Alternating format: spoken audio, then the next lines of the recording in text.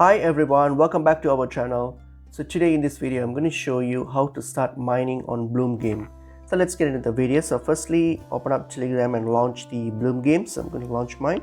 So launch the game, and once you're on your account here, so once launched here, so if you want to start mining, so what you can do, you can simply do that by doing this task here. So if you're going to go to the task option here, so here you'll have numerous tasks here, very simple task which you can simply complete and then get these BPs, which is Bloom points, accumulate. So you can these heaps of tasks here. So you can start, if you hit on start, and all you have to do is simply complete it, and also which includes watching ads as well, as simple as watching ads. So here if you click on start, and then you just need to complete watching the ad and you'll get the points, so you can earn more. And then apart from that, you can also click on this drop game here.